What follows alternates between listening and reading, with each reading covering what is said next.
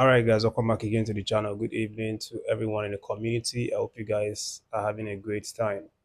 So, today, as you obviously know, is the final day of the training in the Uyo camp, and of course, tomorrow is the day that we get to see or we get to know the fate of the Super Eagles of Nigeria in terms of whether we are going to qualify to the World Cup or not. But based on the training session today, everything was really good. The boys, showed an extra bit of energy in the way that they trained, in the way that they followed the coach's instruction. The coach himself was out to, actually show the boys what he really demands from them. As you can see, one of the, media, Victor Osimhen was taking a very close and keen instruction from Coach Eric Shaw, who was demonstrating, how to jump a cone and do other tactical, exercises. So basically, everything is fine from the Super Eagles camp, but also from the Benin Republic camp. Their camp is in fact very very interesting. They reportedly spent the last training session, which obviously held today. They spent 5 hours training, you know, to for this game tomorrow, and they've never done that before.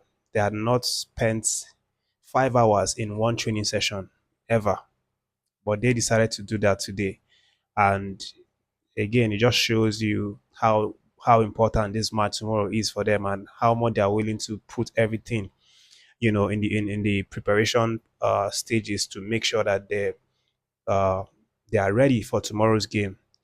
So there have been a couple of reactions as well coming from both camps. Of course, today is the pre-match interview or pre-match conference, whereby we see both coaches come out and talk a little bit about uh, what to expect tomorrow, what the fans or the world should expect from the game tomorrow. Not necessarily leaking their tactics or exposing the full plan or something like that, but it's part of the rule that they come out and update the masses and talk about players are available, how the training went, their approach to the game, things like that. So obviously we saw Coach Eric Shaw come out with the captain, just Akong, as well as General Rohr as we came out to give the interview with his team captain. But from our side, it's always been the same.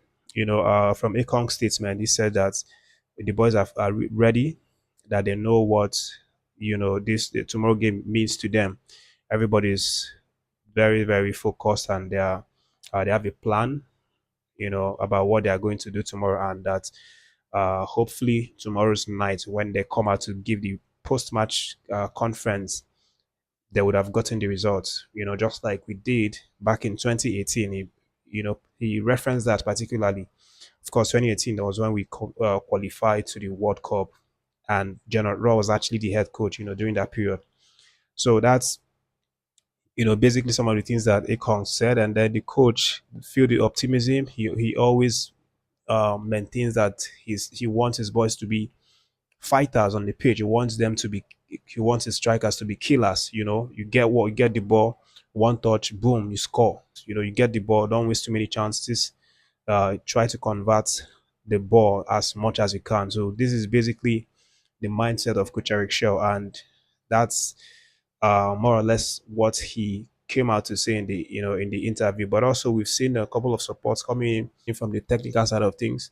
Austin Aguavon, very very supportive, because he also uh, is in camp right now with the Super Eagles. He's in the Uyo camp, and there was a video of him and the coach sitting down together having discussions about possibly the tactics or how how they are going to prosecute tomorrow's game. Of course, Eguavon is someone who has won Benin Republic, in the past, so he knows one or two things about how to get the result, against Benin Republic tomorrow. So of course, Coach Eric Shell had been talking to him, and he, as he said before, he likes Coach Eric Shell. He wants him to succeed, and that the rumors that have been going on around, saying that he wants the job or he wants to take over is not true.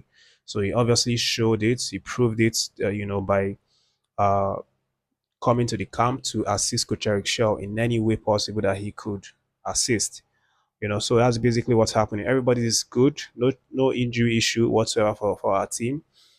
Just the only person that we are set to meet is Ademola Lukman, who, of course, got 2 yellow cards, so he's automatically suspended for tomorrow's game. But he also showed up in camp. He trained the first training, which was yesterday. But then today's training, he didn't. He came out with the boys, but for the majority of the session, he sat down by the sideline watching and cheering the boys. As they did their work, the tactical work, and specifically works that were channeled to tomorrow's match. So obviously he's not expected to partake in that one because it would be meaningless because he won't play the match. So that's basically what's happening in our camp.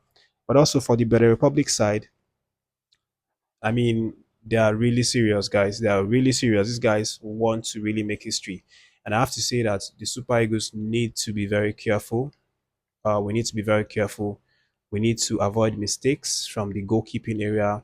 We need to convert our chances, in the attacking area because tomorrow's game is going to be, I think it's going to be a match like we've never seen before, in terms of these two clubs meeting before. I don't think there'll be any match, or I don't think we had played any previous match, Nigeria versus Benin Republic, that was as important as this one tomorrow. So it's going to be very different. Benin Republic are really set. I just told you guys I spent 5 hours in one training session mastering what they are going to come out to display tomorrow. And then they have a couple of Nigerian players in their squad, who uh, one obviously got them the victory in the game against Rwanda, the last game. That's the likes of Ayegun, and then there's Olaitan Junior, who jokingly said that he was going to score tomorrow. That was, what he told people that were around. It was actually captured on camera, but it may sound like he was joking, but obviously he knows what he said and he's going to try to score against Nigeria, which is also country that he comes from, technically.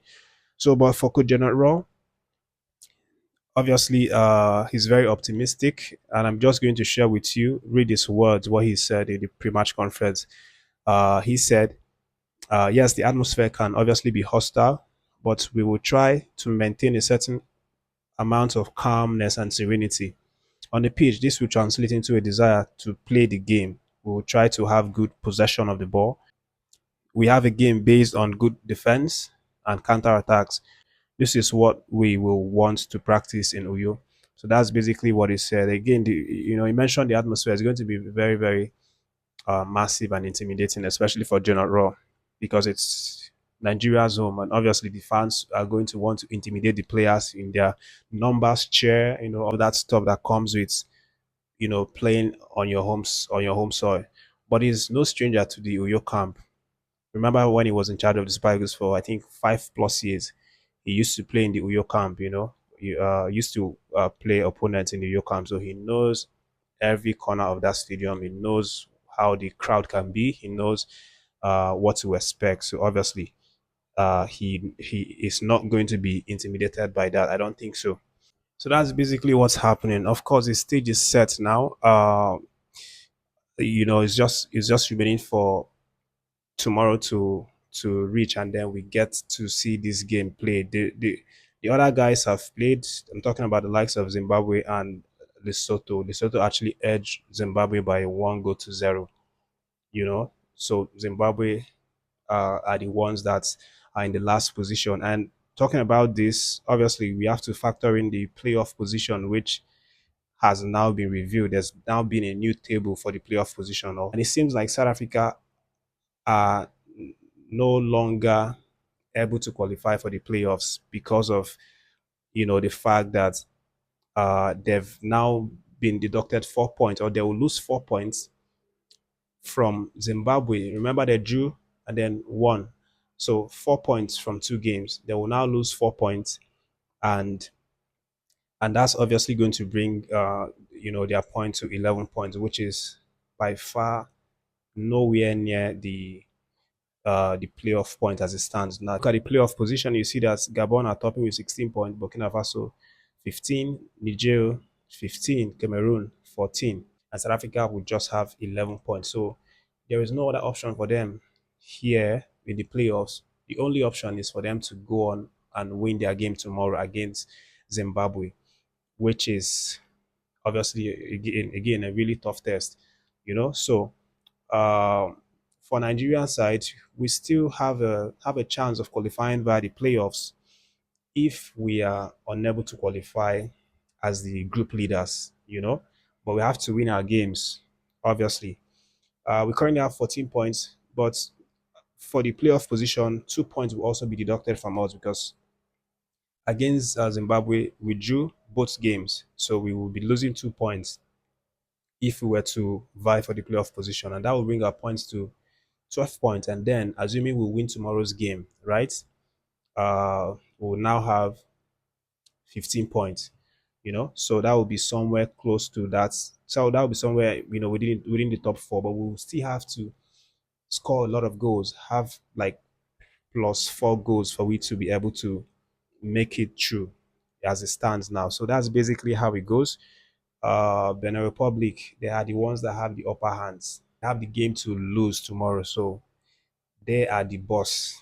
They are holding the knife. They are holding the yam. They decide their fate and decide other countries' fate in that Group C. But we'll see what happens, guys. I'm just going to let you know the Rwandan side are also very prepared. I mean, they don't want to go into tomorrow's game against South Africa and just open their legs and let South Africa, bang in the goals. So that's basically what's happening right now. Of course, it's going to be interesting. Tomorrow's evening, 5 p.m. is the time, as you know. Both games will be played at the same time. And then afterwards, we'll get to know, the fates for these countries.